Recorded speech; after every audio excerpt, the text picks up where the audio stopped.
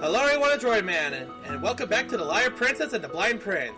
Last time, we traveled through the fourth area of the forest, got through some darkness, and learned a new friend that could throw us over to stuff. And now this time, we're going to continue on through the forest, as we see what the heck we need to do here.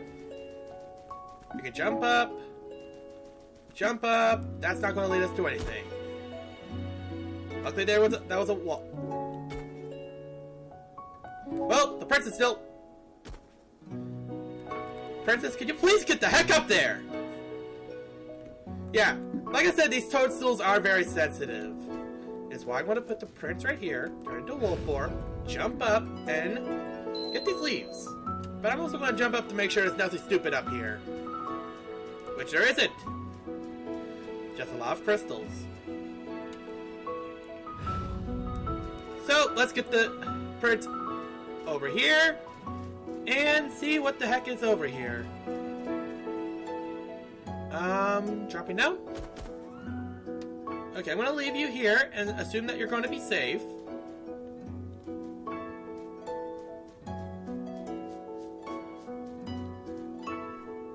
Yeah, let's go kill some monsters. Kill that guy, kill this bird. Kinda sucks that they now can fly. But somehow there was something hiding up there. But okay.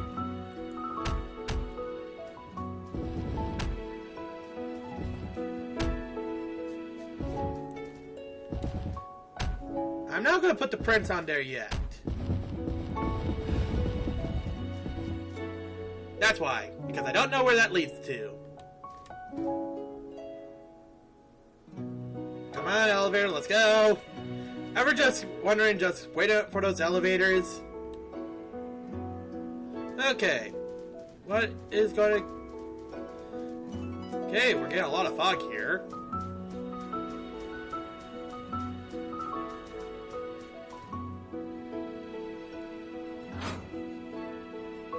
Okay, so we have a little puzzle here. So what is this puzzle? You see, there's this button right here, which will basically throw something down. So let's see what happens when we try to figure this out.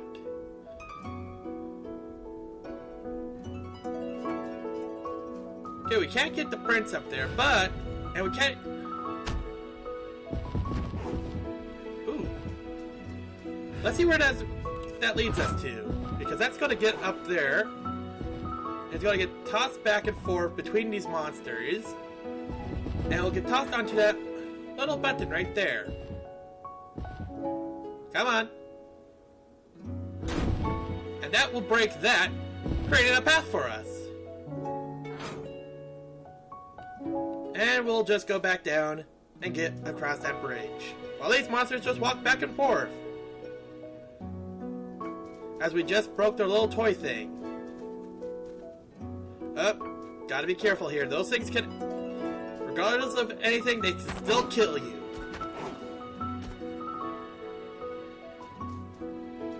Okay, so just a simple jump up here. Jump up here. Jump up here. Falling in that is going to be somewhat hurtful, isn't it? I'm glad to give us 2 toadstools for that. Okay. Oh, no. Let's analyze the area first. Oh, that is... Okay, so... Why is it that I don't want to bring the prince through here? That's my question. Okay, there's that. So why would I... Because there's something over there. Okay. Throw me over there. But not like that.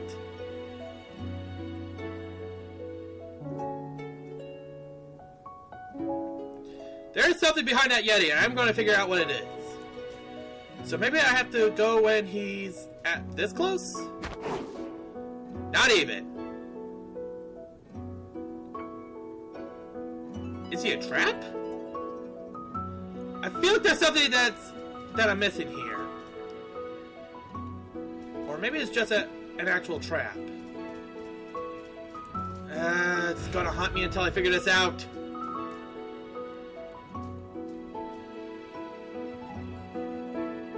Okay, so what if I stand right about here? Okay, turn in wolf form. Good. Yeah, that's just a basic trap. There's nothing beyond that point.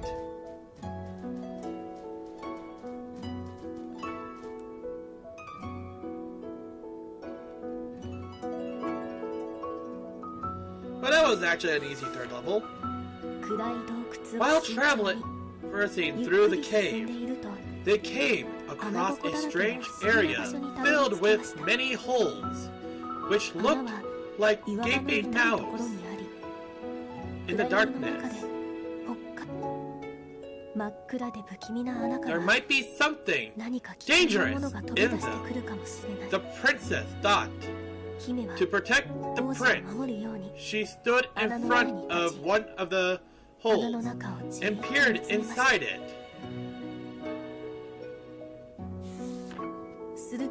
Then,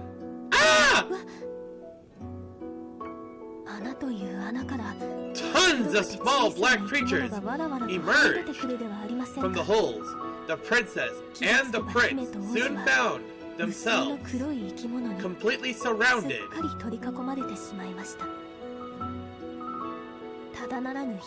The prince, sensing the princess' alarm, seized her hand and braced himself.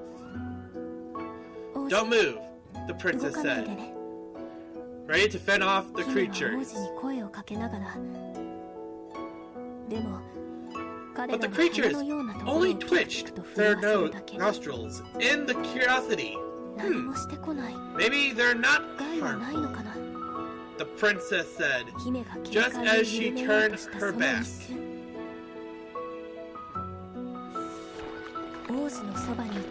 The creature next to the prince opened its mouth wide.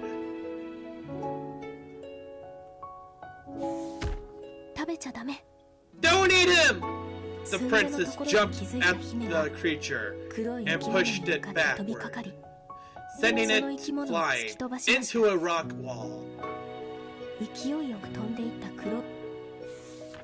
The creature, now with a lump on its head, started to cry.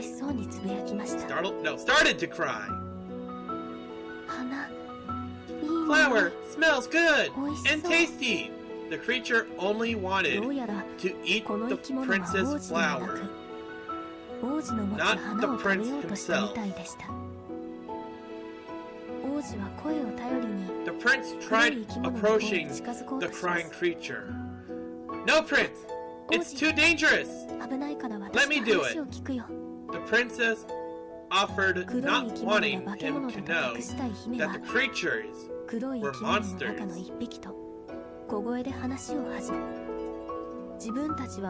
The creatures quietly told her that they were moles who lacked sight but had an excellent sense of smell and loved flowers. "Flowers don't bloom in the cave," they said, "but sometimes the wind carries in flower petals." Flowers are our favorite, but since they're so scarce, we fight over them when they come. And some moles have even died as a result. Hiding that the creatures were moles, the princess relayed their story to the prince. "Oh, I want to share my flower, but it's too important to me. I'm sorry." The moles became sad and made high, pitiful squeals with their noses. "Princess, why don't we get flowers for them?"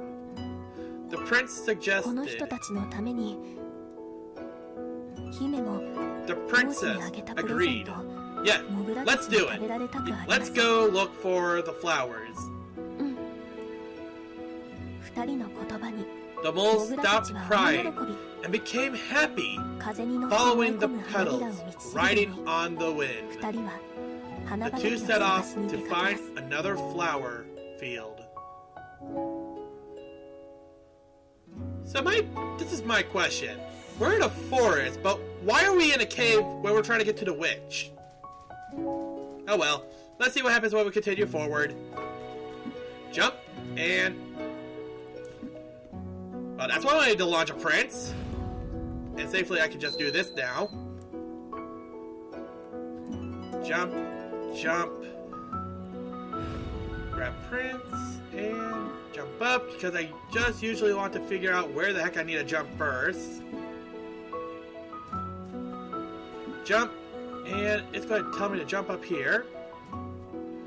And this is where we have to be careful, because I see a monster, like that. And I lost the prince again, didn't I? Okay, good. This is right now into unknown territory. Nope.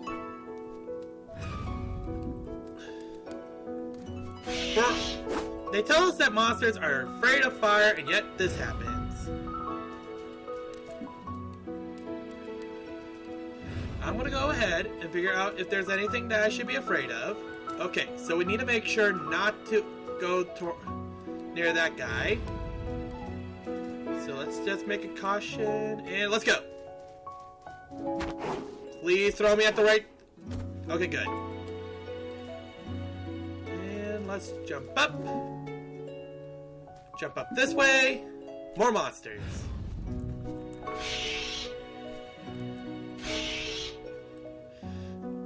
Ooh, that's moonlight.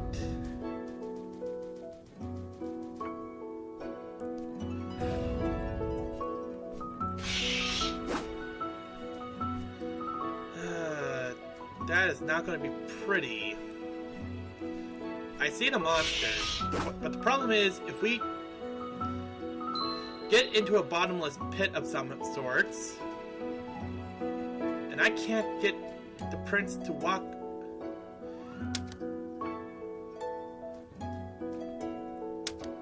grab the lantern, because we might need it for later.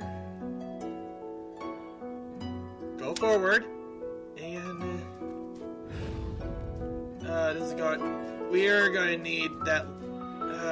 why did they do this to me? Walk this way.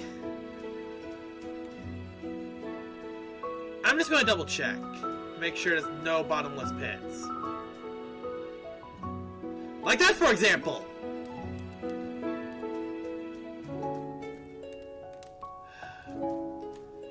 Okay. Nope, that's the wrong way. Well, luckily we have a checkpoint. Please keep me with...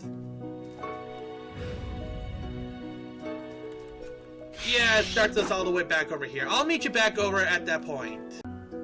Now this time, without stubbornness. We're going to do this on how the developers attended this puzzle. Have our prince walk over here. Grab that while protecting this.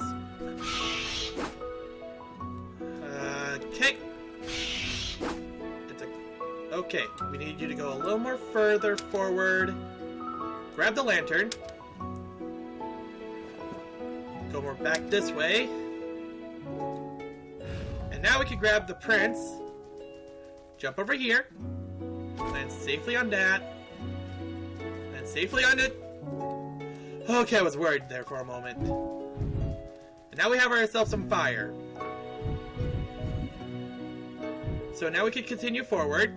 Of course, the moonlight makes us go into wolf form, so we'll have to go this way. And now we can continue forward and figure out what the heck is our little bottomless pit, which is right here. And right here.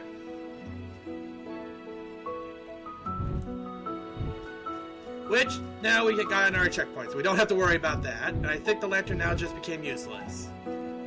I think we're jumping this way. Yep. Jumping up. Jumping up. And this is where the puzzle's going to tell us to ditch this. Because we no longer need it. So how do we get that over there now?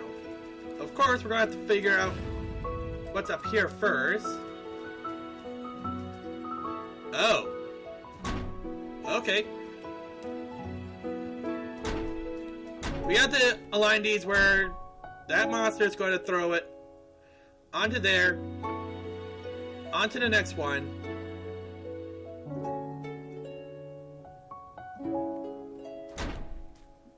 Ooh, we could probably constantly do this. Come on. There we go. So now we can just get the prince to pick up our little fire starter here. Grab some fire from here. Ignite this. Jump up here, which was a little bit... Okay, I want to keep the prince right here. Kill this bird. Well, bat. I don't know if it's a bird or a bat. I just know I don't want it near the prince. And that would just been mean if that got... Okay, so I think we can move forward without any worries. We can jump up here. Jump up here. Oh god, no, no, no! No, no! Stay away! Wait. I'm actually now curious. What's going to happen if we get fire there? And that... You do not know how bad that torments my mind. That the prince could actually die just because I miss it. But I am now actually curious. What happens when we try to ignite that? So we can just easily jump up here, and we now need to race all the way back over to that torch. So we'll jump up here, jump up here, and ignite. Did that seriously do nothing?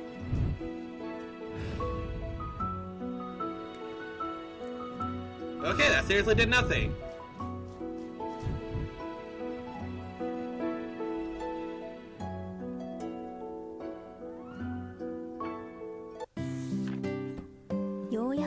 The princess gasped upon arriving at the flower field. Flowers of every color were blooming, made even more radiant by the setting sun. It was the most beautiful sight she had ever laid eyes on. It smells wonderful, doesn't it, princess? Yeah. I've never seen such a pretty field before. Really? Oh, I wish I could see it. The princess closed her eyes for a moment and took it all in, wishing she could show this to the prince. Okay, let's pick some flowers. They gathered a lot of flowers and went back to the cave.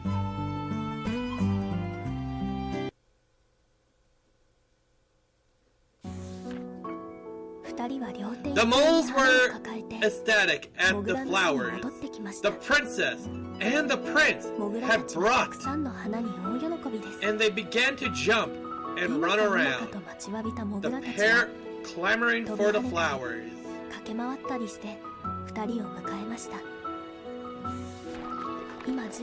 Okay, I'm handing them out now. The princess gave a flower to each mole, one at a time. But one mole was anxious and couldn't wait any longer.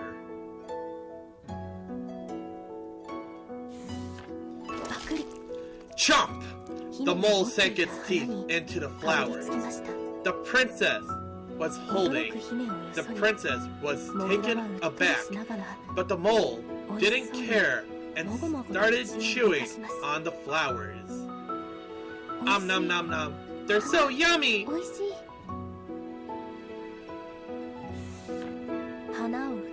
The moles, who had already received their flowers, began consuming them in earnest. Happy humming could be heard all around the cave.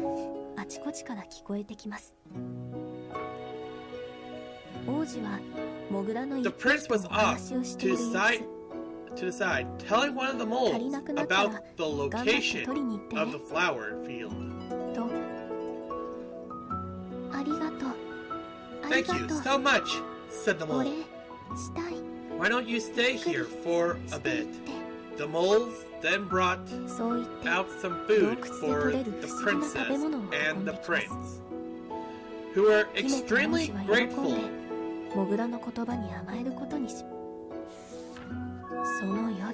That night,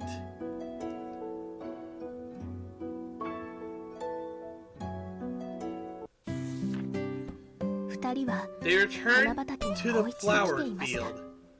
The princess wanted to give a special flower to the prince.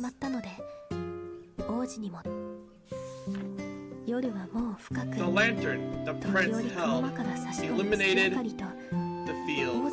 The moonlight could occasionally be seen peeking from behind the clouds. As the princess gave the best flower to the prince, she took his hand and he shyly squeezed hers in return. The princess felt warmth from the prince's hand and immediately forgot all of her troubles. She wished to keep things like this forever.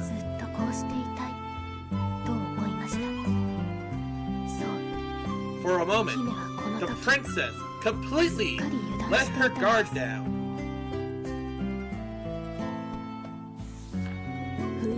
The moonlight appeared from the clouds and shone on them.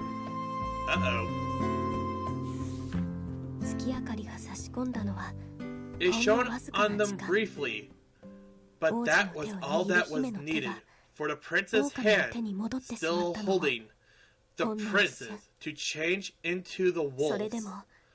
A shivering feeling coursed through the prince's hand. It was the feeling of a monster that had both slashed the prince's eyes and gripped his arms. He tried not to cry out in fear. But why? Why had her hand changed into the monster's?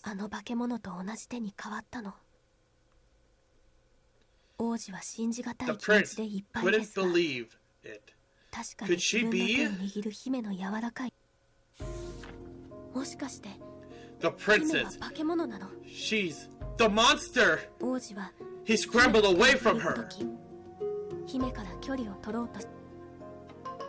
Wait! Prince! It's not! She tried to explain, but her words fell out on deaf ears. No! Don't come any closer! The prince moved further away, not knowing that he was near the edge of a cliff. Prince! Watch out! The princess leapt at him just before he fell and seized his hand. The lantern he was holding slid out of his grasp and tumbled down the cliff. Prince, give me your other hand, or you'll fall. The prince hung his head and didn't move. Princess, did you lie to me?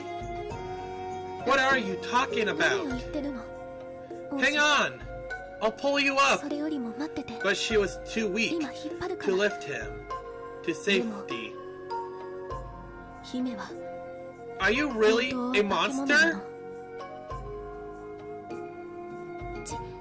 No, it's just your imagination. Maybe you got confused when I gave you that flower. The princess still felt guilty about lying to him, but she couldn't risk him knowing that she was really the monster that had blinded him.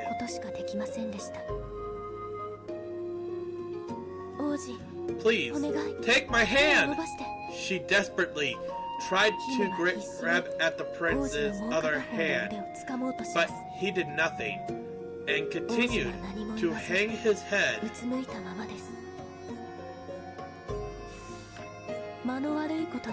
Misfortune then struck. The clouds, hiding the moon, vanished, bathing the two in pure moonlight.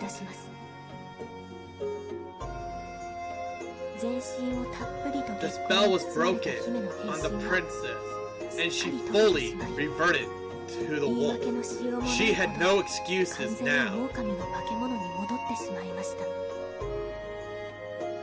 No! No! It's not! The prince felt a beastly paw holding his hand. His suspicions were confirmed. Why did you lie? The wolf couldn't think of anything to defend herself.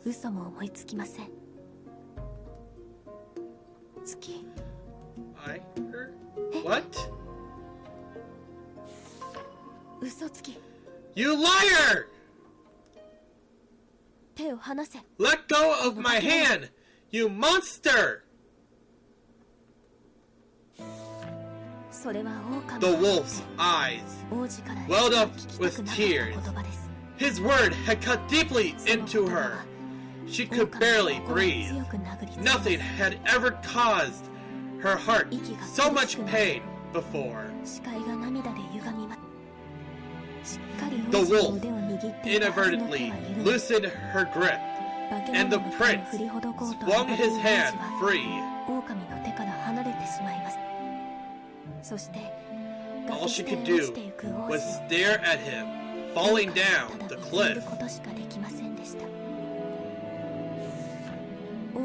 The wolf kept staring at the spot where he had fallen, her mind completely blank.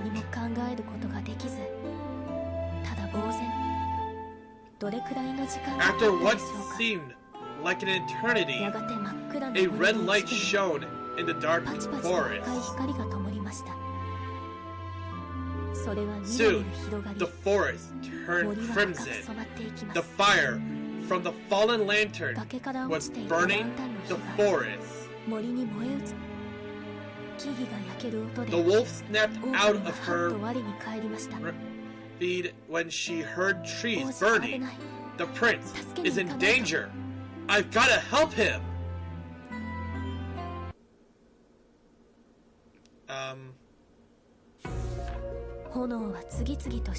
Flames engulfed more trees, rapidly spread. The wolf instinctively wanted to run away. Her body trembled. She hated fire more than anything. But if the prince died in this blazing inferno... Prince! Summoning all her courage, the wolf leapt into the burning forest.